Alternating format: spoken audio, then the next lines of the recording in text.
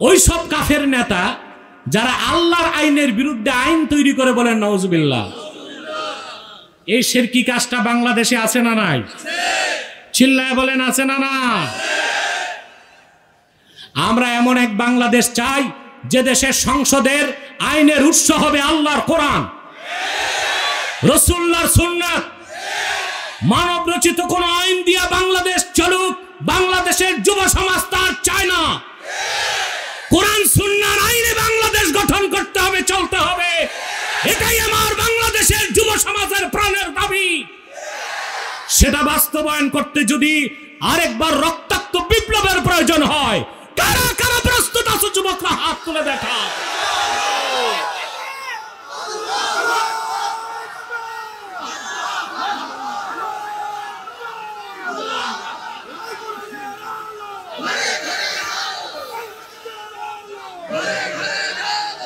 আমরা শিরক মুক্ত পার্লামেন্ট চাই। আমার আইনের উৎস হবে কোরআন, সুন্নাহ, ইজমা, কিয়াস। মানুষের মন গড়া কোনো আইন দিয়া বাংলাদেশ চলবে না। শিরক মুক্ত পার্লামেন্ট করতে যদি আরেকবার বিপ্লবের ডাক আসে, বুকের তাজা রক্ত ঢেলে দিতে বাংলার দামাল যুবকদের প্রস্তুত থাকতে হবে। খাতামাল্লাহু বিহিন নবুওয়া ওয়া হাকামান লা নবিয়্যা বা'দাহু বালাগাল উলা বিকামালিহি।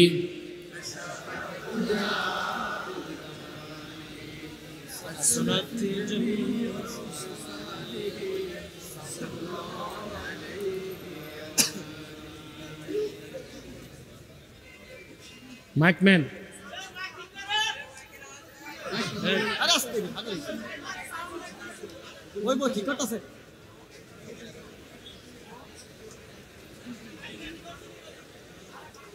সমস্যা কি?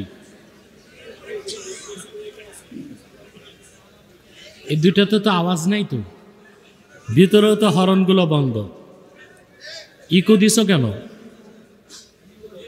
ইকো, রিভার্ব সব বন্ধ করো, সাউন্ড সিস্টেম বন্ধ করো। এদিকে আসো। দূরের হরেনগুলো লাগবে না, বাইরে বন্ধ করে দাও। ভিতরে পর্যাপ্ত আওয়াজ দাও, স্পষ্ট আওয়াজ, কম আওয়াজ। আপনারা এতগুলো মানুষ যদি ওকে হই করেন, ওর উপর তো গোসল ফরজ হবে। সময় দেন ওকে, ভয় পেয়ে গেছে। এই যে এখন ঠিক হচ্ছে। স্টেজে আওয়াজ লাগবে, অর্ডিন্যান্সে আওয়াজ লাগবে। আওয়াজ ডবল না হয়, বাইরের সব মাইক বন্ধ করে ভিতরে পর্যাপ্ত আওয়াজ দাও। আবিদপুরের ঐতিহাসিক ৭৮তম বার্ষিক মাহফিলের সম্মানিত সভাপতি পীরে কামেল আল্লামা শাহ সুফি আয়াজ আহমদ জুবাইরি সিদ্দিকী আল কুরাইশি পীর সাহাব জনপুরি, বারাকাল্লাহু ফি উমরি। হাজারাত উলামায়ে কেরাম, তুলাবায়ে ইজাম,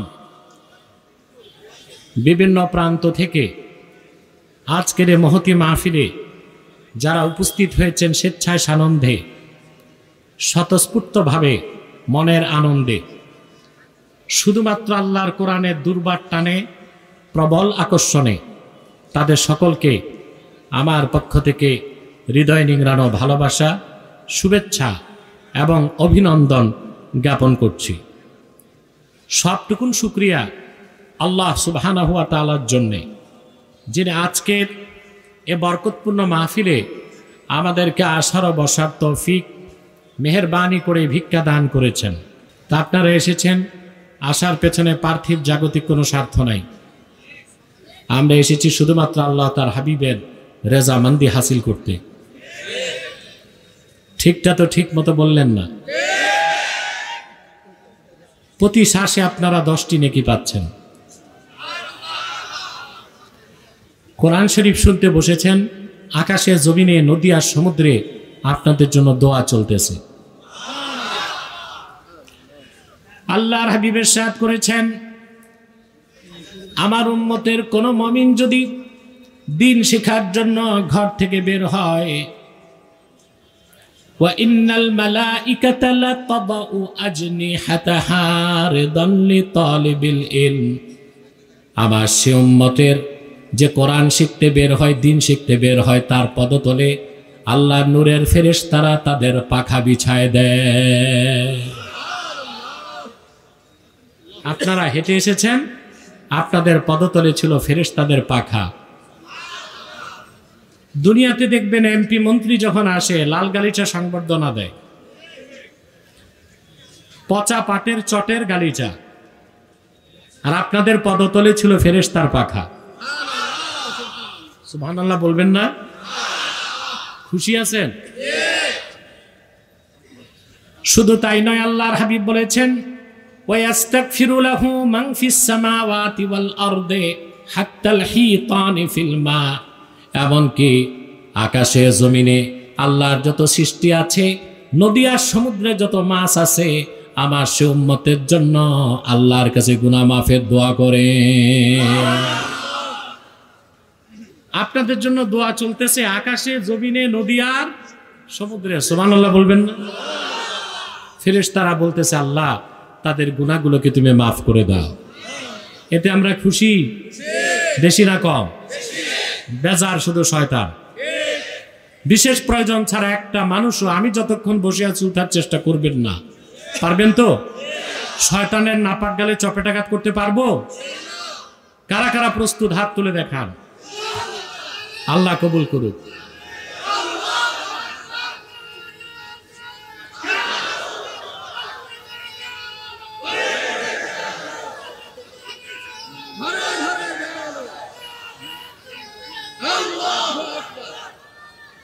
আমি আপনাদের সামনে সূরাতুল বাকারা থেকে 165 নম্বর আয়াত তেলাওয়াত করেছি। বর্তমান বাংলাদেশের রাজনৈতিক যে সংকট, তার কি সমস্যা, কি সমাধান, এই কথাগুলো আমরা কোরআন কারীম থেকে শুনবো ইনশাআল্লাহ। আমার সঙ্গে আপনারাও পড়ুন, যেন প্রতিটি অক্ষরে নূরকে আল্লাহ তাআলা আমাদের সিনায় উদ্ভাসিত করে দেন। বলুন আল্লাহুম্মা আমিন। আউযু বিল্লাহি মিনাশ শাইতানির রাজীম। বিসমিল্লাহির রাহমানির রাহিম। ওয়া মিনান নাসি মান ইয়াত্তাখিযু মিন দুনিল্লাহি আনদাদান ইউহিব্বুনাহুম কাহুব্বিল্লাহ ওয়াল্লাযীনা আমানু আশাদ্দু হুব্বান লিল্লাহ। ولو يرى الذين ظلموا إذ يرون العذاب أن القوة لله جميعا وأن الله شديد العذاب। আল্লাহ তাআলা কোরআন কারীমের মধ্যে ইরশাদ করেছেন وَمِنَ النَّاسِ مَن يَتَّخِذُ مِن دُونِ اللَّهِ أَندَادًا।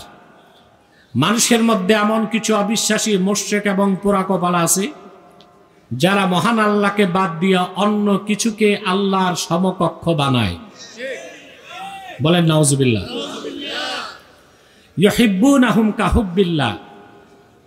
আর আল্লাহর সাথে যে জিনিসগুলোকে তারা শরীক করে, ওগুলোকে আবার তারা ওই রকম ভালোবাসে মুমিনরা যেই রকম আল্লাহকে ভালোবাসে। ওয়াল্লাযীনা আমানু আশাদ্দু হুব্বান লিল্লাহ। কিন্তু যারা প্রকৃত মুমিন তারা জীবনের চেয়ে বেশি মহান আল্লাহকে ভালোবাসে। ওয়ালাউ ইয়ারাল্লাযীনা যালামু ইয ইয়ারাউনাল আযাবা আন্নাল কুওয়াতা লিল্লাহি জামিআ। যারা জুলুম করছে নিজেদের উপর, কাফের এবং মুশরিক, ওরা যখন ভয়ঙ্কর আযাব দেখবে তখন তারা টের পাবে, তারা অনুভব করতে পারবে নিশ্চয় সকল ক্ষমতার মালিক আল্লাহ। সর্বশক্তিমান কে? ওয়া আন্নাল্লাহা শাদীদুল আযাব। এবং নিশ্চয় আল্লাহ তাআলা আযাব দেবার ক্ষেত্রে অত্যন্ত কঠোর। খুব মনোযোগ দিয়ে শোনেন। মানুষের মধ্যে এমন কিছু মানুষ আছে যারা অন্যকে আল্লাহ সমকক্ষ বানায়। নিদ্দুন শব্দের বহুবচন আংদাদ। নিদ্দুন শব্দের বহুবচন কি?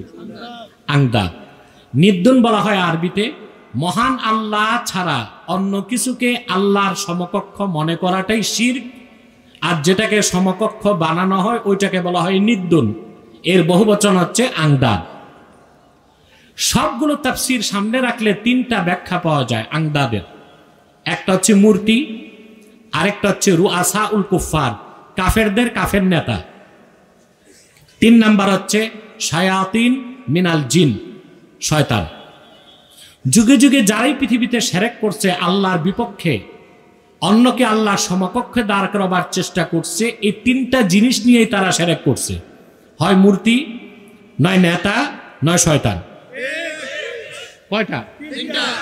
যেমন মক্কার কুরাইশরা আসনাম বা মূর্তিগুলোকে আল্লাহর সমকক্ষ মনে করতে বলেন নাউজুবিল্লাহ। আমি তিনটা ব্যাখ্যাই ধাপে ধাপে আপনাদেরকে কম সময়ে শোনাচ্ছি। আপনারা জানেন আবেদপুরে আমি রাত 10টার আগে কখনো বসি না, ঠিক না? কিন্তু আগামীকাল আব্বাসী মঞ্জিল ইসালে সব মাহফিল, এর জন্য আমার সময় ছিল বাদে মাগরিব। একজন বয়োবৃদ্ধ বক্তা তিনি অনুরোধ করছেন তিনি মাগরিবের পর করবেন, আমি ছেড়ে দিছি। তারপর আস্তে আস্তে 8টা আবার মাওলানা আবুল কাশেম সাহেব তেলাওয়াত করছে, আমার ছাত্র আব্দুর রহমান কিছু বক্তব্য রাখছে, সবকিছু মিলিয়ে আমার একটু দেরি হয়ে গেল। যাক, আমার দেরি, পরবর্তী আলোচক সবাই একটু একটু দেরি করেই আসবে, আল্লাহ কবুল করুক। সম্মানিত সুধী, আংদাদের কয়টা অর্থ? আল্লাহ ছাড়া অন্য যে কোনো কিছুকে আল্লাহর সমকক্ষ বানানোটাই কি? আংদাদ, সেটা শিরক। সেটার একটা অর্থ মূর্তি, দেব দেবী, প্রতিমা, ভাস্কর্য, মূর্তি। আরেকটা হচ্ছে রুআসা উল কুফার, ওইসব কাফের নেতা যারা আল্লাহর আইনের বিরুদ্ধে নিজেরা আইন তৈরি করে। আল্লাহর আইনের বিরুদ্ধে নিজেরা আল্লাযীনা ইউহিল্লুনা মা হারামাল্লাহ ওয়া ইউহাররিমুনা মা আহাল্লাল্লাহ। আল্লাহ যেটা হালাল করেন ওই সব নেতা যারা আইন করে আল্লাহর হালালটারে হারাম করে, আর আল্লাহ যেটা হারাম করেন ওই সব নেতা যারা আইন করে ওই হারামটারে হালাল করে, ওরা হচ্ছে রুআসা উল কুফার, কাফেরদের কাফের নেতা। তারাও আংদাদ, তারাও কি? 3 নাম্বার হচ্ছে শায়াতিনুম মিনাল জিন, শয়তান যারা। কথা বুঝতেছেন? মহান আল্লাহ রাব্বুল আলামিনের সমকক্ষ তো কিছু নাই, আছে? ড্রোনটা বন্ধ করো এবার, এটা মনোযোগ নষ্ট করে। এবার ক্লোজ করে দাও। ইউটিউবার কে আছে? সোহেল নাকি অন্য কারো নাকি? আচ্ছা ঠিক আছে, এবার ক্লোজ করে দাও। মানুষ তো ম্যাজিক দেখতে পছন্দ বেশি করে, এটাও দরকার আছে। এই বক্তব্যটাকে সারা পৃথিবীতে লক্ষ লক্ষ মানুষের কাছে পৌঁছে দিচ্ছে তারা, ইউটিউবাররা। আমি বুঝি না, জনগণ ইউটিউবারদের উপর আসলেই খেপে যায়।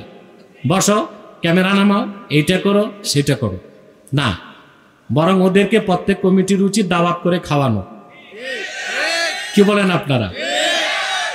ওরা তো প্রোগ্রামটাকে চ্যানেলের মাধ্যমে প্রচার করছে। আমি বললাম আর কি, আমি হলে খাওয়াই দিতাম। সম্মানিত সুধী, আল্লাহর সমকক্ষ তো কিছু হতেই পারে না। তো মুশরিকরা আল্লাহর সমকক্ষ কিছু যদি বানায়, এই প্রসঙ্গটা কেন আসলো? প্রশ্ন আসে না? আল্লাহ কত বড় তা চিন্তা করতে পারবেন? কথা বলেন। এই যে আপনি পৃথিবীতে আছেন না, কথা বলেন, এই পৃথিবীটা 51 কোটি বর্গ কিলোমিটার। কত? 51 কোটি বর্গ কিলোমিটার। 51 কোটি বর্গ কিলোমিটার পৃথিবীটা। এখন পর্যন্ত বিজ্ঞানীদের পক্ষে পৃথিবীতে আবিষ্কার করা সম্ভব হয় নাই।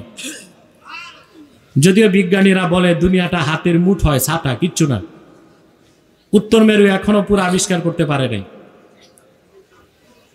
অ্যামাজন জঙ্গল এখনো পুরো আবিষ্কার করতে, প্রশান্ত মহাসাগরে মারিয়ানা ট্রেঞ্চ এখন আবিষ্কার করতে। এই পৃথিবীটা এই দুনিয়াটাই এত বড়, এর থেকে 13 লক্ষ গুণ বড় হচ্ছে সূর্যটা। কত লক্ষ গুণ? সূর্যটা যে গ্যালাক্সিতে আছে, আমাদের যে গ্যালাক্সি মিল্কি ওয়ে, সূর্যের মতো 10,000 কোটি নক্ষত্র মিলে এই একটা গ্যালাক্সি। এইরকম বিলিয়ন বিলিয়ন গ্যালাক্সি আল্লাহ তাআলা প্রথম আকাশের নিচে সাজায় রাখছেন। রাসূল করিম সাল্লাল্লাহু আলাইহি ওয়াসাল্লাম হাদিস, মালিক ইবনে সাআ রাদিয়াল্লাহু তাআলা বর্ণনা করেছেন, বুখারী ও মুসলিমে হাদিসটি এসেছে, মিশকাতেও আছে। দুনিয়া থেকে প্রথম আকাশে যেতে লাগবে 500 বছর, তারপর দ্বিতীয় আকাশ, তারপর তৃতীয় আকাশ, তারপর চতুর্থ, তারপর পঞ্চম, তারপর ষষ্ঠ, তারপর সপ্তম, তারপর সিদরাতুল মুনতাহা, তারপরে লা মাকান, তারপরে লা জামান, তারপরে নূরের পর্দা, একটা পর্দা থেকে আরেকটা 500 বছর দূরে। এরকম 70,000 নূরের পর্দার উপরে আমার আল্লাহর আরশুল্লাহিল আযীম। সে আজিমের সামনে সম্মুখ প্রান্তে আল্লাহর কুরসিটা রাখা। কুরসিটা কত বড়! আল্লাহ বলেছেন, ওয়াসিআ কুরসিয়ুহুস সামাওয়াতি ওয়াল আরদ। আল্লাহর কুরসিটা 7 আকাশ 7 জমিনের চেয়ে বড়। আব্দুল্লাহ ইবনে আব্বাস রাদিয়াল্লাহু তাআলা আনহুমা ব্যাখ্যা করেছেন, তানওয়ীরুল মিকবাস মিন তাফসীর ইবনে আব্বাস এসেছে, কুরসিয়ুহু আওসাউ মিনাস সামাওয়াতি ওয়াল আরদ। আমার আল্লাহর কুরসিটা আরশের ছোট্ট একটা জায়গায়, আর আল্লাহর কুরসিটাই 7 আকাশ 7 জমিনের চেয়ে বড়। তাহলে আরশে আজিম কত বড়, আর আমার মালিক আল্লাহ রাব্বুল আলামিন কত বড়! আল্লাহর সমকক্ষ তো চিন্তাতেও আসে না। দুনিয়াটা আল্লাহর কাছে কদ্দূর! সুবহানাল্লাহ। আমাদের দেশে ভণ্ড পীর ফকির আর কিছু মূর্খ সুফি দরবেশ একটা মওযু হাদিস বলে যে আকাশ জমিন কোথাও আল্লাহর জায়গা হয় না, মুমিনের অন্তরে আল্লাহ জায়গা নেন। এটা হুলুলি আকীদা, শিরকি আকীদা। পক্ষে আবার তারা একটা হাদিসও বলে, মওযু হাদিস, কুলুবুল মুমিনে আরশুল্লাহ। বলে না যে মুমিনের অন্তর আল্লাহর আরশ। আল্লাহ আলিল মাসনুআ ফি আহাদিসিল মাওদুআতি, ইমাম সিয়ুতি এই হাদিসকে মওযু বলেছেন, জাল। মওযু হবার জন্য শব্দগুলোর মধ্যে রিকাকাতুল আলফাজ আছে। কুলুবুল মুমিন, কুলুব বহুবচন, মুমিন একবচন।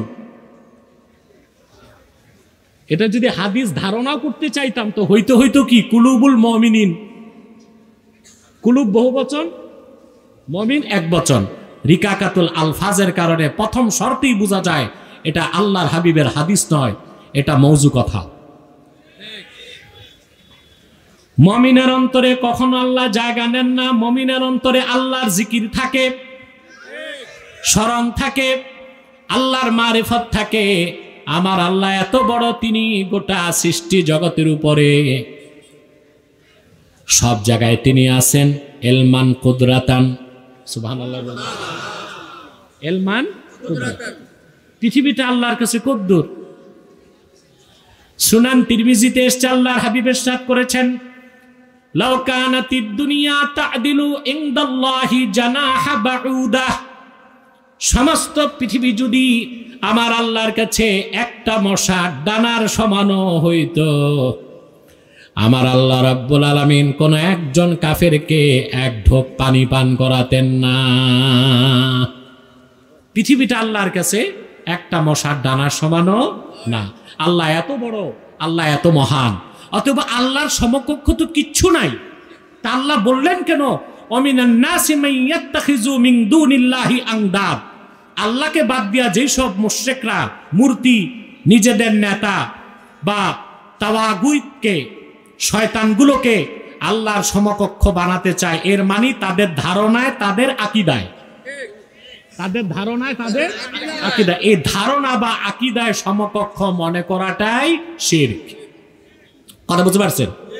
তাহলে আন্দাজ অর্থ হচ্ছে মূর্তি কিংবা নেতা কিংবা শয়তান, যেটাকেই আপনি আল্লাহর সমকক্ষ মনে করবেন ওইটাই আন্দাজ, ওইটাই শিরক, এবং আপনি মুশরিক হয়ে যাবেন। বলেন নাউজুবিল্লাহ। কথা বুঝতেছেন? শিরকের গুনাহ সবচেয়ে মারাত্মক কুফর। আবু জেহেলে নাস্তিক ছিল না, এটা জানেন আপনারা? মক্কায় যতগুলো কাফির ছিল, আবু জেহেল, উতবা, সাইবা, মুগিরা, আবুল বুখতারি, আবুল হাকাম, এরা একজনও নাস্তিক ছিল না, প্রত্যেকে আল্লাহকে বিশ্বাস করত। অপরাধ কি ছিল? আল্লাহর সাথে অন্যকে শরীক করত। ঠিক না? প্রমাণ দেখুন কোরআন কারীমে আল্লাহ রাব্বুল আলামিন বলেন, ওয়ালা ইন সাআলতাহুম মান খালাকাস সামাওয়াতি ওয়াল আরদা ওয়া সাখখারাশ শামসা ওয়াল কামারা লা ইয়াকুলুন্নাল্লাহ। প্রিয় হাবিব মুহাম্মদ সাল্লাল্লাহু আলাইহি ওয়াসাল্লাম, যদি আপনি মক্কার কাফেরদেরকে জিজ্ঞেস করেন এই আকাশ জমিন কে সৃষ্টি করেছেন, সূর্য চন্দ্রকে নিয়ন্ত্রণ করেন, ওরা বিনা বাক্যে বলবে আল্লাহ। তা অপরাধ কি ছিল? আরে ভাই, আমি কি কবরস্থানে না মাহফিলে? এখন কথা বোঝা যায়? চিন্তা করে এবার আমার এসে মাইকও ঠিক করতে হয়। যাক, তারপরও মাইকম্যানের পিঠের চামড়া ঠিকঠাক, এখন সুন্দর আছে, খুব ভালো আছে। সম্মানিত সুধী, মুশরিকরা আল্লাহকে বিশ্বাস করতো কি না? জোরে বলতে হবে। অপরাধ ছিল কি? অন্যকে আল্লাহর সমকক্ষ মনে করত। আল্লাহ রাব্বুল আলামিন তার হাবিবকে বলেছেন, তাহলে তাদেরকে প্রশ্ন করুন, আল্লাহকে ওরা বিশ্বাস করে, তাহলে কেন লাত, মানাত, উজ্জা, হাতে বানানো খোদা নামের বেহুদাগুলোর ইবাদত করে? ওরা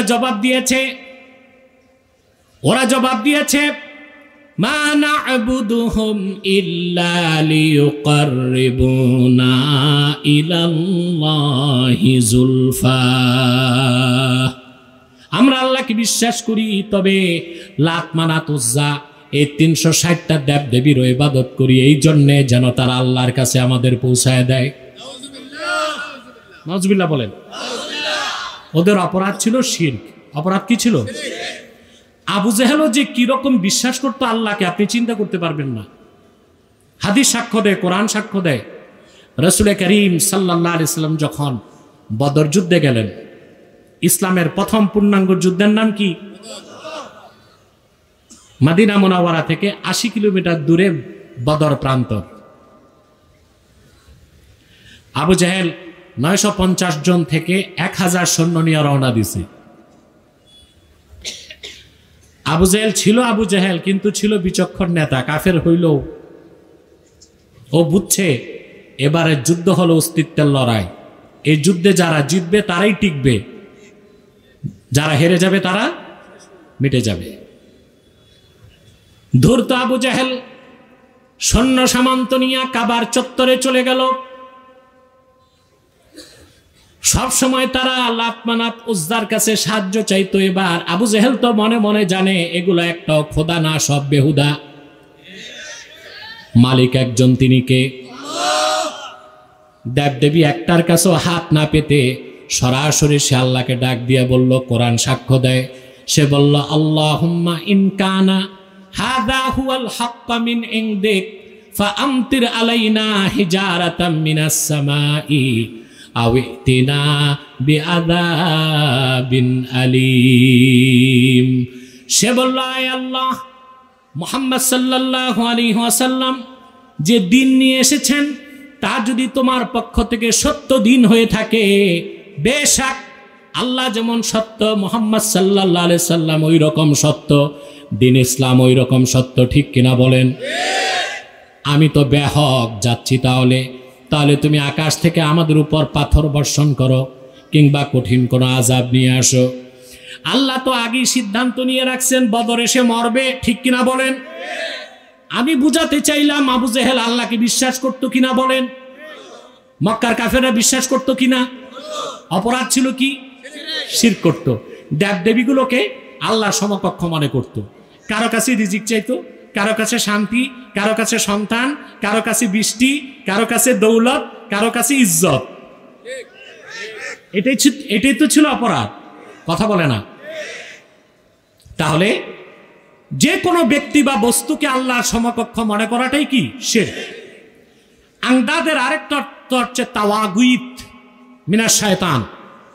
তৃতীয় অর্থ হচ্ছে রুআসাউল কুফফার, ওই সব কাফের নেতা যারা আল্লাহর আইনের বিরুদ্ধে আইন তৈরি করে, বলেন নাউজুবিল্লাহ।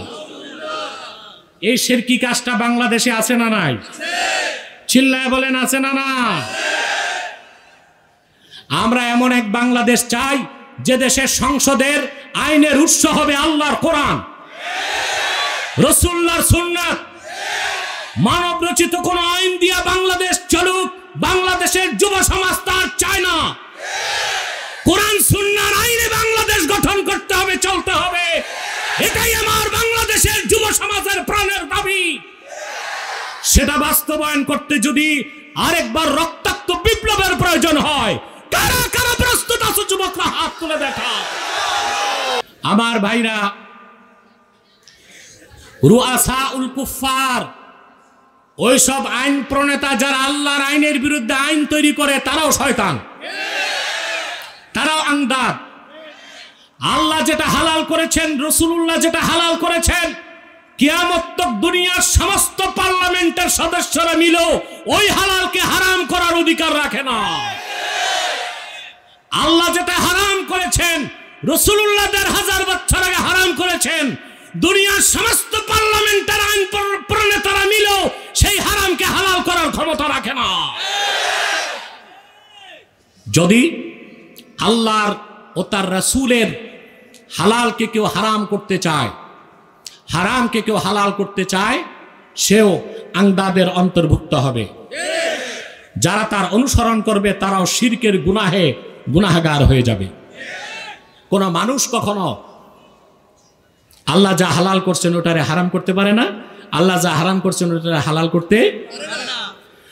আল্লাহ রাব্বুল আলামিন কোরআন কারীমে বলেন, কুল ইয়া আহলাল কিতাবি তাআলাউ ইলা কালিমাতিন সাওয়াইন বাইনানা ওয়া বাইনাকুম আল্লা না'বুদা ইল্লাল্লাহ ওয়া লা নুশরিকা বিহি শাইআন ওয়া লা ইয়াত্তাখিযা বা'দুনা بعضا أربابا من دون الله فإن تولوا فقولوا اشهدوا بأننا مسلمون।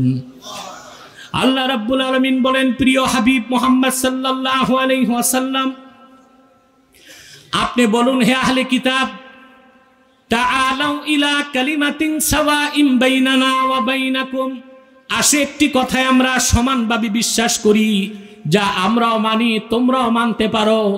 সে কথাটা হলো আল্লাহ না'বুদা ইল্লাল্লাহ, আমরা আল্লাহ ছাড়া কারো ইবাদত করব না। ওয়ালা নুশরিকা বিহি শাইআ, আল্লাহর সাথে কাউকে শরীক করব না। ওয়ালা ইয়াত্তাখিযা বা'দুনা বা'দান আরবাবাম মিন দুনিল্লাহ, আর পরস্পর আমরা মানুষ হয়ে অন্য মানুষকে রব বানাবো না।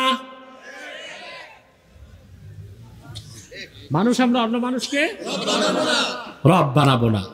মুস্তাদরাক আলা সহিহাইনে এসেছে, এই আয়াত নাজিলের পর সূরা আলে ইমরানে ইহুদিদের একদল আলেম রাসূল করিম সাল্লাল্লাহু আলাইহি ওয়াসাল্লামের কাছে উপস্থিত হয়েছে।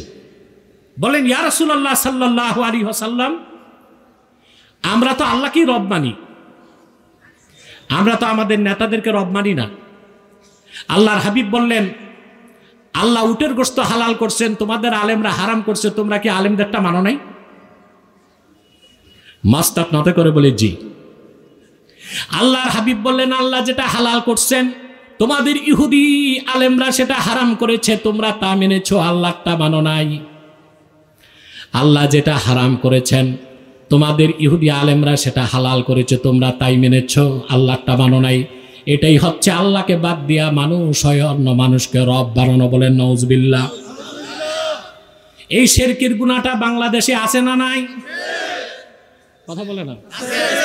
কিভাবে? আপনারা প্রত্যেক এলাকা থেকে পার্লামেন্ট মেম্বারকে নির্বাচিত করে সংসদে পাঠান। পার্লামেন্ট মেম্বার মানে হচ্ছে আইন প্রণেতা। সে আইন বানাবে। কি বানাবে? পার্লামেন্ট মেম্বাররা সংসদে যায়, ওইখানে বিল উত্থাপন হয়। তারপর স্পিকার মোটা গলায় বলে, এই বিলটার পক্ষে কে কে আছেন? পার্লামেন্ট সদস্যরা কয় হা। তখন স্পিকার আবার গদ গায়, হা জয়যুক্ত হয়েছে, হা জয়যুক্ত হয়েছে, হা জয়যুক্ত, বাস বিল পাস, আইন হয়ে গেছে। কি হয়ে গেছে? না, জনগণ কখনো মানুষের আইন বানাতে পারে না। মানুষের আইন কে দিয়েছেন? আমরা শুধু আইন বানাই তাই নয়, আল্লাহ হালাল করছেন ওটারে হারাম বানাই। মদ খাওয়া কি হারাম না? কিন্তু তোমার বাংলাদেশের বাণিজ্য মন্ত্রণালয় ট্যাক্স নিয়ে বিদেশ থেকে মদ আনার লাইসেন্স দেয়। আল্লাহ করছেন হারাম, মন্ত্রণালয় করে হালাল। বিয়ে করা কি শুধু হালাল না, সওয়াবের কাজ, ইবাদত, ঠিক না? কারোর জন্য বিয়ে করা ফরজ, কারোর জন্য সুন্নত, কারোর জন্য নফল, কারোর জন্য হারাম। হারাম কার জন্য? যার ফ্যাক্টরি ফিউজ। ওর বিয়ে করা কি? ও তো বিয়ে করলে আরেকটা জীবন নষ্ট হবে। কথা বলে না। দেখা যায় যুবকরা বিদেশ থেকে 10 বছর পর আসছে, পারিবারিক চাপে বিয়ে করে, বিয়ের পর দেখে যেন অবস্থা খারাপ, ধরা খেয়ে যায়। বাকি জীবন কবিরাজের দোকানে শাল শাল বোতল টানতে টানতে জীবন শেষ। আগেই তুমি দেখে নাও ফিট আছো কিনা ফিজিক্যালি। তো বিয়ে করা কি হালাল, সৎ কাজ, নেক কাজ। কথা বলে না। অবশ্য আমাদের দেশে কিছু মৌলবী সাহেব ফতুয়া দেয় 4 বিয়ে করা সুন্নত। এটা ভুল কথা। 4 বিয়ে সুন্নত না, 4 বিয়ে করা জায়েজ, অনুমোদন আছে। সুন্নত বলার সুযোগ নেই। যে মৌলবী সাহেবের 4 বিয়ে করতে মন চায় সে করুক না, আমাদের দাওয়াত করুক, আমরা খাবো তার বিয়ের দাওয়াত। কিন্তু এটারে সুন্নত বলে নাস্তিকদের কথা বলার সুযোগ করে দেওয়া তো তার নির্বুদ্ধিতা। 4 বিয়ের আল্লাহ কি দিছেন? ইজাজত। فانكحوا ما طاب لكم من النساء مثنى وثلاث ورباع وإن خفتم ألا تعدلوا فواحدة। তোমরা তোমাদের পছন্দের মেয়েদেরকে বিয়ে করো 2টা, লাগলে পারলে 3টা, লাগলে পারলে 4টা। শুধু করলেই হবে না, ইকোনমিক্যাল ফিটনেস লাগবে, ফিজিক্যাল ফিটনেসও লাগবে। 2টাই লাগবে না? এরপর আল্লাহ বলছেন ওয়া ইন খিফতুম আল্লা তাআদিলু, যদি ভয় পাও যে তুমি জাস্টিস, ন্যায় বিচার করতে পারবে না, তাহলে একটা। তুমি এক বউয়ের অধিকার আদায় করতে পারেন না, তা আপনি একাধিক করবেন কেমনে? আপনি কি ইনসাফ করতে পারবেন? শরীয়তের নিয়ম যার 2 বউ সে একটা সপ্তাহকে 2 ভাগ করবে, 3.5 দিন বড় বউ, 3.5 দিন। আপনারা কি এটা করেন? মিয়া সাহেব দ্বিতীয় বিয়ের পর তো বড়টার কাছেও যান না 3 মাস, ছোটটার কাছে তো চিল্লা লাগান।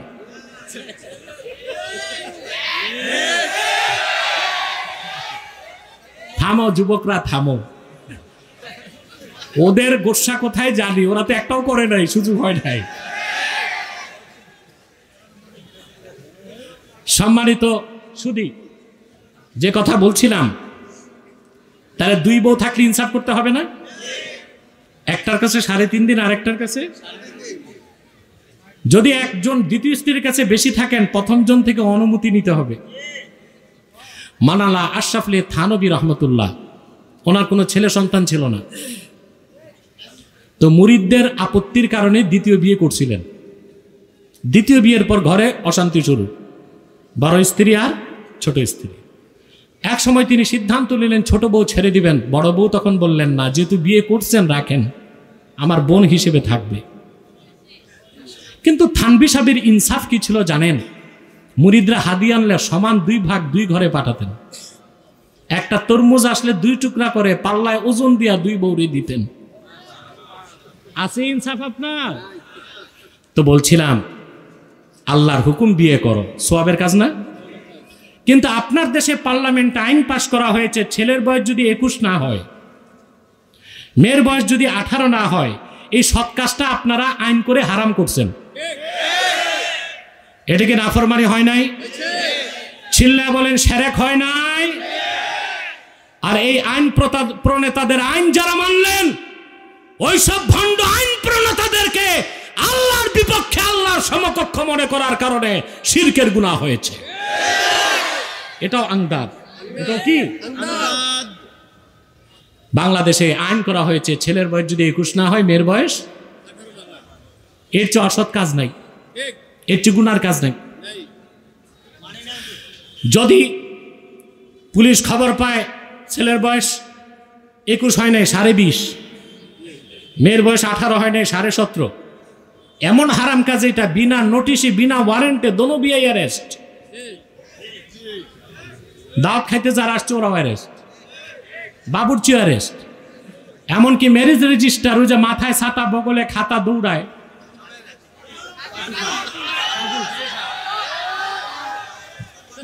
এও অ্যারেস্ট। আহারে, হালাল জিনিস, বৈধ কাজ, সওয়াবের কাজ, দামি কাজ আইন করে বানাইছে হারাম। জেনা করা কি? তোমাদের মন্ত্রী এমপিরা তোমাদের পার্লামেন্টে আইন করেছে, সংবিধানে আইনে বলে ছেলে আর মেয়ে বয়স যাই হোক, নিজেরা মন দেয়া নেয়া করে একটু পার্কে, রেস্টুরেন্টে, নদীর পারে কিংবা জঙ্গলে যে ফষ্টি নষ্টি, ফ্রি মিক্সিং, লিভ টুগেদার, তাতে কোনো সমস্যা নাই। জেনার মতো হারামকে আইন করে করছে হালাল, কথা বলে না? বিয়ের মতো হালালকে আইন করে করছে হারাম। এরাও আংদাত বানাইছে কিনা? কথা বলে না? আল্লাহ হালাল করছেন, ওরা করছে কি? আল্লাহ হারাম করছেন, ওরা করছে কি? আমরা শিরক মুক্ত পার্লামেন্ট চাই। আমার আইনের উৎস হবে কোরআন, সুন্নাহ, ইজমা, কিয়াস। মানুষের মন গড়া কোনো আইন দিয়া বাংলাদেশ চলবে না।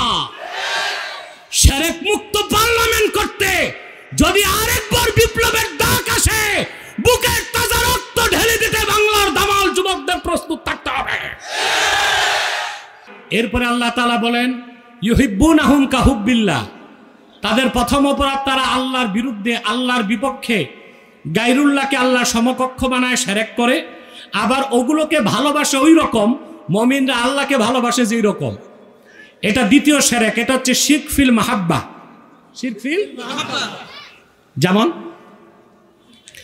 আবু জেহেল যে বদর যুদ্ধে গেল, আবু জেহেল 70 জন মারা গেছে না? কাদের ভালোবাসায়? মূর্তি।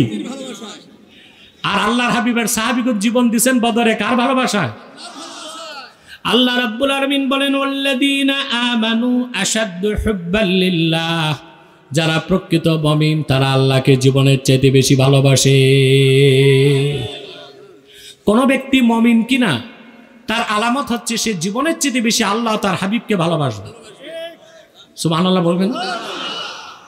আল্লাহ তার হাবিবের ভালোবাসা যতক্ষণ কোন ব্যক্তির জীবনের চাইতে বেশি না হবে ততক্ষণ সে মুমিন হতে পারে না। মুমিনগণ আল্লাহকে ও আল্লাহর হাবিবকে জীবনের চাইতে বেশি ভালোবাসে, বলেন সুবহানাল্লাহ। আমার ভাইয়েরা, এক সাহাবী আল্লাহর হাবিবকে এসে বললেন, ইয়া রাসূলুল্লাহ, কিয়ামত কবে? আল্লাহর হাবিব বললেন, মা আ'দাত্তা লাহা, কিয়ামত কবে জানতে চাও? কিয়ামতে বাঁচার জন্য কি প্রস্তুতি নিছো, কি তৈরি করছো? সাহাবী বললেন, ইয়া রাসূলুল্লাহ, ইয়া হাবিবাল্লাহ, অনেক বেশি নামাজ পড়তে পারি নাই, অনেক বেশি রোজা রাখতে পারি নাই, কিন্তু উহিব্বুল্লাহ ওয়া রাসূলাহ, আল্লাহকে, আল্লাহর রাসূল আপনাকে জীবনের চেয়ে বেশি ভালোবাসি। আল্লাহর হাবিব বললেন, আল মারউ মা মান আহাব্বা, যে যাকে ভালোবাসবে তার সাথেই তার হাসর হবে, বলেন সুবহানাল্লাহ। কাফের মুশরিকের আলামত হচ্ছে তারা জীবনকে, দুনিয়াকে, সম্পদকে বেশি ভালোবাসে। আল্লাহ রাব্বুল আলামিন বলেন, আল্লাযীনা ইস্তাহিব্বুনাল হায়াতাদ দুনিয়া আলাল আখিরাতি ওয়া ইয়াসুদ্দুনা আন সাবিলিল্লাহি ওয়া ইয়াবগুনাহা ইওয়াজা। যারা কাফের মুশরিক অবিশ্বাসী তারা দুনিয়ার জীবনকে আখিরাতের উপর বেশি প্রাধান্য দেয়, ভালোবাসে। দুনিয়ার চাকচিক্য টাকা পয়সার কারণে সৎ পথ ছেড়ে দেয় আর ইসলামের পথ থেকে মানুষকে সরায় দেয়। নাউজুবিল্লাহ বলেন। কিন্তু যে ব্যক্তি প্রকৃত মুমিন সে জীবন থেকে বেশি আল্লাহ তার হাবিবকে ভালোবাসবে, ঠিক কিনা বলেন? বুখারী শরীফের হাদিস কিতাবুল ঈমান হাদিস নাম্বার 25, আল্লাহর হাবিব ইরশাদ করেছেন, সালাসুন মান কুন্না ফীহি ওয়াজাদা হালাওয়াতাল ঈমান। যেই মুমিন মুসলমানের ভিতরে তিনটা খাসলত একত্রিত হয়ে যাবে সে ঈমানের মধুর স্বাদ পেয়ে যাবে। মধুর স্বাদ পাইছেন ঈমানের? কথা বলে না, পান নাই তো। এই জন্য তো আপনারা ওয়াজও যান আবার গানের কনসার্টও যান, দুইটাই ভালো লাগে। কথা বলে না? হ্যাঁ, ইসলামী সম্মেলনও যান আবার যাত্রা অনুষ্ঠানও যান, ওইটাও ভালো লাগে। তার মানে কিছু মুনাফিকি। কিন্তু যে ব্যক্তির অন্তরে তিনটা খাসলত একত্রিত হয়ে যাবে ঈমানের মধুর স্বাদ সে পেয়ে যাবে। বলেন সুবহানাল্লাহ। বলবো? মনে রাখবেন, হৃদয়ে লালন করবেন, মেসেজটা বাড়ি যাবে। হাতে গনে গনে মুখস্থ করেন। মান কানাল্লাহু ওয়া রাসূলুহু আহাব্বা ইলাইহি মিম্মা সিওয়াহুমা। ওই ব্যক্তি যার কাছে আল্লাহ তার রাসূলের ভালোবাসা হবে সবকিছুর চেয়ে বেশি, তার জীবনের চেয়ে বেশি। ওয়া মান ইউহিব্বুল মারআ লা ইউহিব্বুহু ইল্লা লিল্লাহ। দ্বিতীয় খাসলত, ব্যক্তি অন্য কোন কাউকে ভালোবাসবে শুধুমাত্র আল্লাহর জন্য। কার জন্য? তিন নাম্বার হচ্ছে ওয়া মান ইয়াকরাহু আইয়াউদা ফিল কুফরে বাদা ইয আনকাযাহুল্লাহ কামা ইয়াকরাহু আইয়ুলকা ফিন্নার। ঈমান আনার পরে ব্যক্তিকে আবার কাফের হয়ে যাওয়াটা ওই রকম অপছন্দ করবে জীবন্ত কোন মানুষকে আগুনে জ্বালায় দেওয়াকে যেমন অপছন্দ করে। অর্থাৎ ব্যক্তির কাছে ঈমানের ভালোবাসা সবচেয়ে বেশি হবে, ঈমানের উপর কোনো কিছু হবে না। ঠিক কিনা বলেন? সে ঈমান বাঁচাবার জন্য জীবন দিবে। আজকে আমরা নেতা নেত্রী আদর্শ আর দুনিয়াদারি রক্ষা করতে ঈমান নষ্ট করি, করতেছি না? রাসূল করিম সাল্লাল্লাহু আলাইহি সাল্লামের সুমহান সাহাবীগণ জীবন দিতেন, ঈমান দিতেন না। হাদিসের কিতাবে আল্লাহর হাবিব সাল্লাল্লাহু আলাইহি সাল্লামের প্রসিদ্ধ একজন সাহাবীর ঘটনা এসেছে। ওনার নাম ছিল আম্মার রাদিয়াল্লাহু তাআলা। নাম শুনছেন? জোরে বলেন। একই পরিবারের তিনজন। মায়ের নাম সুমাইয়া, বাবার নাম ইয়াসের, ছেলের নাম আম্মার। হাদিস সাক্ষ্য দেয় মক্কা মুকাররমায় কাফেররা নির্মম নির্যাতন করেছে যে মানুষগুলোর উপর, তার মধ্যে ইয়াসেরের পরিবার একজন। হযরত ইয়াসেরকে মারা হয়েছে। হযরত সুমাইয়া ঈমান আনার কারণে কাবার চত্বরে তারে পাথর বর্ষণ করে হত্যা করা হয়েছে। সেজন্য আসমাউর রিজালের কিতাবে এসেছে হযরত সুমাইয়া হচ্ছে আউয়ালু শাহীদাতিন ফিল ইসলাম, ইসলামে প্রথম শহীদ নারী। সুবহানাল্লাহ বলবেন না? আম্মার আর সুমাইয়া, ইয়াসের আর সুমাইয়ার কলিজার টুকরা সন্তান ছিল আম্মার। আল্লাহর হাবিবের দিনের কালেমা বিশ্বাস করার কারণে কুখ্যাত আবু জেহেল প্রতিদিন তারে মারত, রক্তাক্ত হয়ে যেতেন, তিনি কিন্তু ঈমান ছাড়তেন না। একদিন আবু জেহেল বিরক্ত হয়ে হযরতে আম্মারের গায়ের মধ্যে আগুন ধরায় দিছে। জীবন্ত যুবক হযরত আম্মারের শরীরে দাউ দাউ করে আগুন জ্বলছে, মরুভূমির মধ্যে দৌড়াচ্ছে। আবু জেহেলের ভয়তে কেউ তার আগুন নিভাতে যায় না। খবরটা চলে গেল রাহমাতুল্লিল আলামিন আল্লাহর হাবিবের কানে, তিনি দৌড়িয়ে আসলেন। হাদিস সাক্ষ্য দেয় হযরত আম্মারের সামনে দাঁড়িয়ে আল্লাহর হাবিব আগুনকে মাত্র একটা ধমক দিয়ে বললেন, ইয়া নারু কুনি বারদাও ওয়া সালামান আলা আম্মারিন কামা কুনতে আলা ইব্রাহিম। রে আগুন, আমার সাহাবী আম্মারের জন্য তুই শান্তিদায়ক ঠান্ডা হয়ে যা, যেভাবে আরেকবার আমার দাদা ইব্রাহিমের জন্য ঠান্ডা হয়ে গেছিলি। হাদিস সাক্ষ্য দেয় রাসূলুল্লাহর এক ধমকের সঙ্গে সঙ্গে হযরত আম্মারের শরীরের আগুন পানি হয়ে গেল। চিন্তা করেন মুসলমান, হযরত ইব্রাহিমকে যখন নমরুদ আগুন দিয়েছিল, আগুনকে ধমক দিছে কে? আর আম্মারের গায়ে আবু জহল যখন আগুন দিছে, আগুনকে ধমক দিছেন কে? আল্লাহর হাবিব। কি ক্ষমতা আল্লাহ তার হাবিবকে দান করেছিলেন, সুবহানাল্লাহ বলেন। সাহাবায়ে কেরামকে নির্মম নির্যাতনের পরও তারা ঈমানকে ছাড়তেন না, কারণ ঈমানটা তাদের কাছে ছিল জীবনের চেয়ে প্রিয়। হযরত বেলালের কথা হাদিসে এসেছে, বেলালে হাবশি, তার দাম ছিল মাত্র 6 দিরহাম। ঈমান এনে মুসলমান হয়ে যাবার পরে কুরাইশ নেতা উমাইয়া হযরত বেলালকে প্রতিদিন অত্যাচার করত, মারত, নির্যাতন করত। যত বেশি তার নির্যাতন করত, তার ঈমানের পাওয়ার তত বেড়ে যেত। সিরাতের কিতাব সাক্ষ্য দেয়, একদিন উমাইয়া খেজুর পাতার পাকানো রশি হযরত বেলালের গলার মধ্যে বেঁধে পাহাড়ের মধ্যে হেঁচড়ে ফেলে দিল। টেনে টেনে আনলো, বাবলা গাছের বিষাক্ত কাঁটা হযরত বেলালের দেহে বিদ্ধ হয়ে গেল, গোশত আর চামড়া ছিন্ন হয়ে গেল। তপ্ত মরুভূমির মধ্যে এনে কুখ্যাত আবু জেহেল, কুখ্যাত উমাইয়া মরুভূমির মধ্যে আগুনের অঙ্গার বিছাই দিল, উলঙ্গ করে বেলালকে শোয়া, বুকের মধ্যে একটা পাথর রেখে দিল। হযরত বেলাল বেহুশ হয়ে যান। যখন হুশ আসে তখন শুধু আঙ্গুল তুলে বলে আহাদ। হযরত বেলাল একটা কথা বলেছিলেন হুশ ফেরার পরে, আরবের কবি কাব্যের ভাষায় লেখেন, বেলাল, হযরত বেলাল উমাইয়াকে বলল, লাকাল জিসমুল্লাতি মুল্লিকতা মিন্নি ওয়ালিল্লাহিস সারাইর ওয়াল উকুল। রে উমাইয়া, 6 দিরহামে তুমি আমার দেহটা কিনছো মাত্র। দেহটাকে কেটে টুকরা টুকরা করে দাও, আগুনে জ্বালায় ভস্ম করে দাও, আমার কোনো না নাই। কিন্তু হৃদয়ের যেখানে আল্লাহ তার হাবিবের ভালোবাসা জায়গা দিয়েছি রে উমাইয়া, ওখানে তোমার হাত কোনোদিন যেতে পারবে না। সেজন্যই বলে মুসলমান, খাঁটি ইমানদার তো সেই যে তার জীবনের চেয়ে বেশি আমার আল্লাহকে ভালোবাসবে, ঠিক কিনা বলেন? আল্লাহ তার হাবিবের ভালোবাসা যতক্ষণ পর্যন্ত জীবনের চেয়ে বেশি অন্তরে না আসবে, ততক্ষণ পর্যন্ত কোনো মুমিন ইমানদার দাবি করতে পারে না। সেজন্য আল্লাহ তাআলা বলেছেন, ওয়াল্লাযীনা আমানু আশাদ্দু হুব্বাল লিল্লাহ, যারা খাঁটি ইমানদার তারা আল্লাহকে সর্বাধিক ভালোবাসে, বলেন সুবহানাল্লাহ।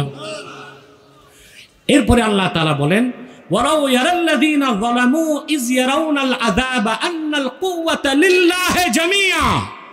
জালেমরা যদি অবলোকন করত, যখন আযাব দেখবে তখন তারা টের পাবে নিশ্চয়ই সমস্ত ক্ষমতার মালিক কে, ক্ষমতার উৎস কে।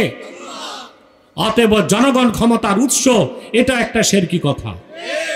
ক্ষমতার উৎস কি জনগণ, না ক্ষমতার মালিক আল্লাহ? অতএব আমাদের রাজনৈতিক দলের নেতাদের ম্যানিফেস্টো থেকে আর গঠনতন্ত্র থেকে শিরকি আর কুফরি কথা বাদ দিতে হবে। জনগণ ক্ষমতার উৎস, না সকল ক্ষমতার মালিক আল্লাহ? জনগণ কি ক্ষমতা রাখে দেখছেন না করোনার সময়? কথা বলেন, কোথায় ছিল জনগণ? বাবা মারা গেছে, বাবাকে দাফন করতে ছেলে আসে না। সামান্য করোনা, আপনারা তো সাধারণ মানুষ, পুলিশ, ম্যাজিস্ট্রেট, এসপি, ডিসি, মন্ত্রী, প্রধানমন্ত্রী সব ঘরে বসায় দিছে, ঠিক না? অতএব ক্ষমতার মালিক আসলে আল্লাহ। আপনারা আমেরিকার ক্যালিফোর্নিয়াতে দেখছেন আগুনে সব জ্বলে গেছে। পৃথিবীতে বলা হয় সুপার পাওয়ার, তারা কি আগুন নিভাইতে পারে নাই। যতদিন আল্লাহ চাইছে ততদিন আগুন ধরায় রাখছেন। জীবনভর শুনলাম পানি দিলে আগুন নিবে, আর আমেরিকায় দেখলাম পানি দিলে আগুন বাড়ে। এটা কার গজব ছিল? চিল্লায় বলেন, কার গজব ছিল? ঠিক না? এই আমেরিকা ইসরায়েলকে 15 মাসে ফিলিস্তিনে হামলা করতে $2,200 কোটি সাহায্য করছে। কত? আর 15 দিনের আগুনে আল্লাহর গজবে জ্বলে গেছে তার 11,500 কোটি টাকার সম্পদ। কত? তারপর আমরা দেখছি সভ্য দেশের অসভ্য মানুষদের চিত্র। একদিকে ঘরবাড়ি জ্বলছে, আরেকদিকে ওই দেশের নাগরিকরা লুটপাট করছে। দেখেন নাই? এটাই তো কল্যাণ রাষ্ট্র। এটা কি বলা হয়? পৃথিবীতে আমেরিকা হচ্ছে ওয়েলফেয়ার স্টেট, কল্যাণ রাষ্ট্র। আর আমেরিকানদেরকে বলা হয় সিভিলাইজড নেশন, সভ্য জাতি। আইন যতক্ষণ আছে ততক্ষণ সভ্য। কথা বলে না, এটা কি সভ্য জাতি? আগুন লাগছে পরে লুটপাট করছে ওরা। বাংলাতে আপনারা পড়তেন কারো ঘর পুড়ে আর কেউ আলু পোড়া দিয়ে খায়, কারো ঘর জ্বলে কেউ আলু পোড়া দিয়ে। আমেরিকায় তাই হয়েছে না? অতএব সমস্ত ক্ষমতার মালিক কে?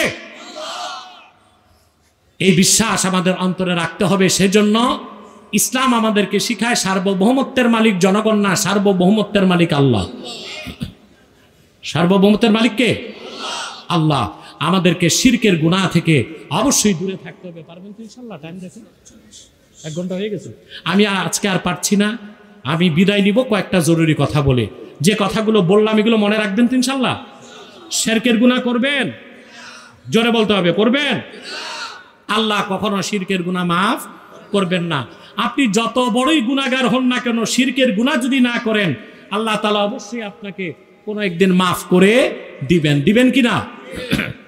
আমরা শিরক আর কুফর থেকে দূরে থাকবো। কাগজগুলো পকেটে রাখো।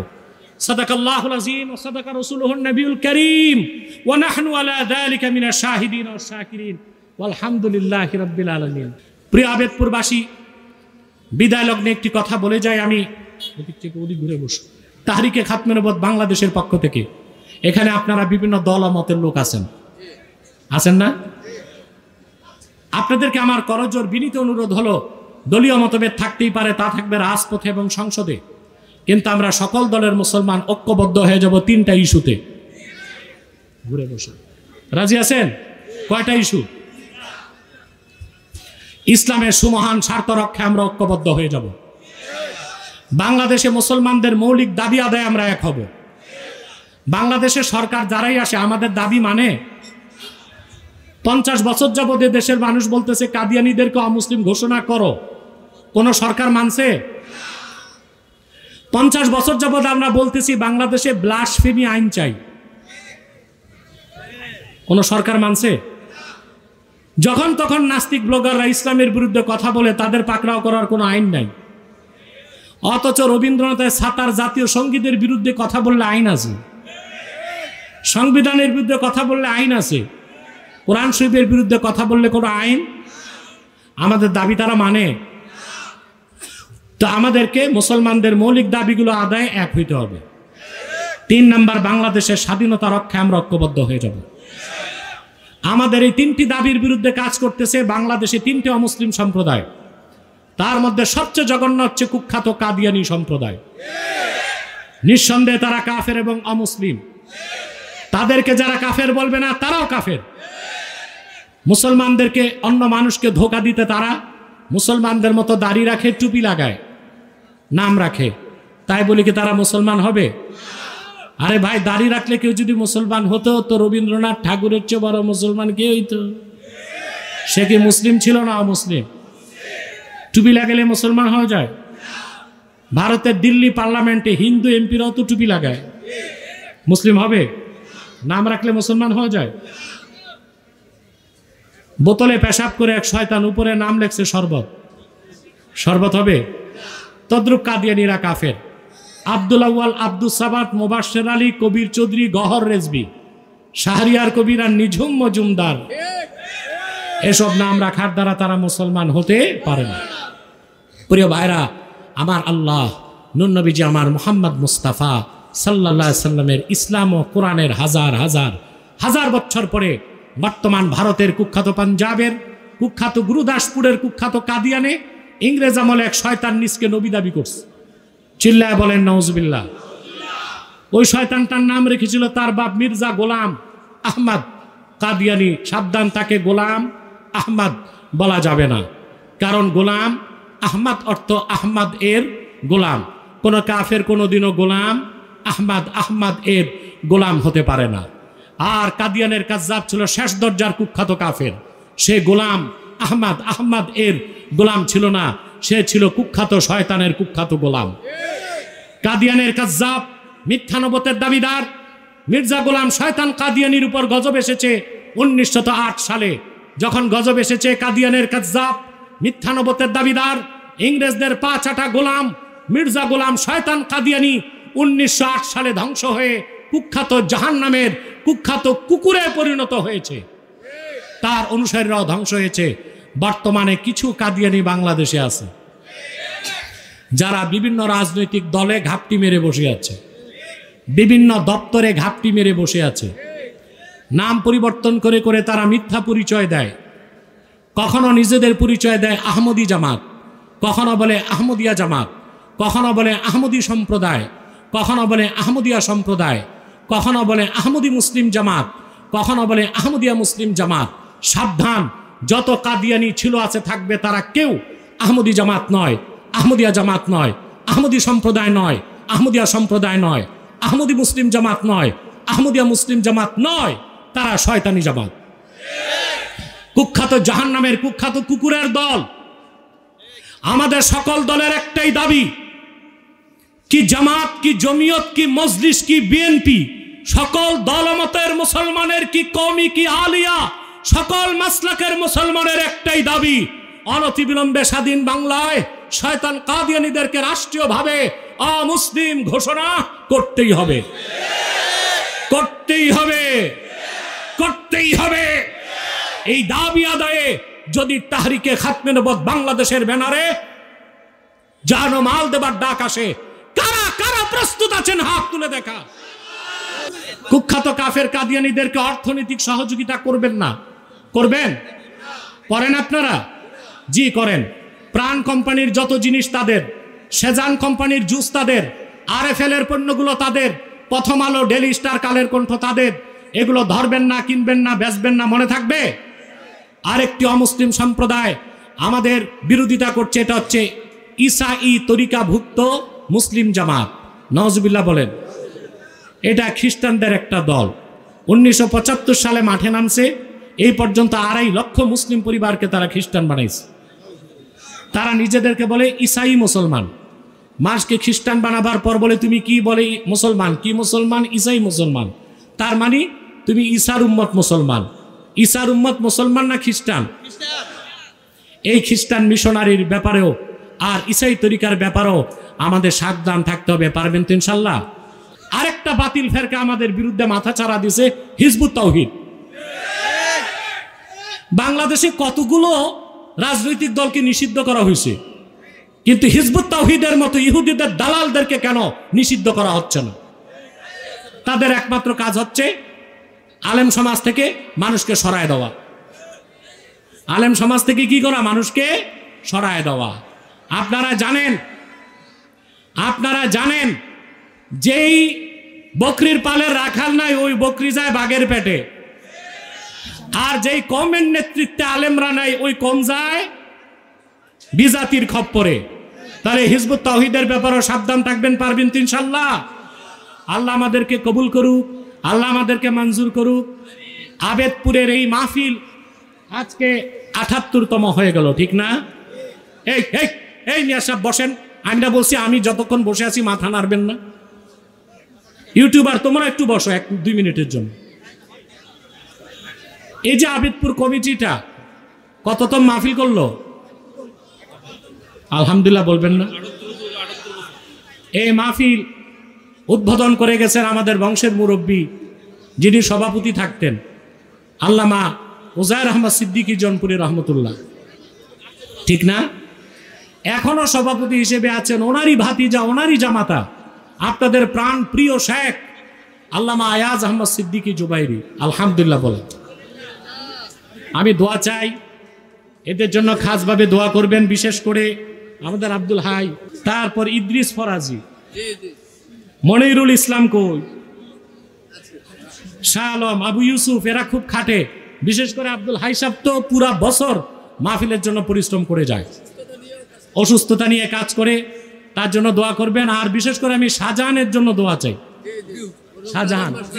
শাহজাহান মাস্টার মাহফিলের জন্য জীবন উৎসর্গ করে গেছে। আমরা দোয়া চাই আল্লাহ তারে ব্যস্ত নসিব করুক। আমার ভাই আয়াজ আহমদ সিদ্দিকী জনপুরি পীর সাহেব অসুস্থ, তার জন্য দোয়া করবেন। আর বিশেষ করে আক্কাস আমাদের বুড়িচং তাহরিকে খাতমে নবুয়ত বাংলাদেশ বুড়িচং থানার দায়িত্ব দিছি আমি, সাথে কামরুল আছে, মনুদ্দিন আছে, ওদের জন্য দোয়া করবেন। আল্লাহ কবুল করুক। নেজাম আছে, হাসান আছে, আল্লাহ সকলকে কবুল করুক, মঞ্জুর করুক।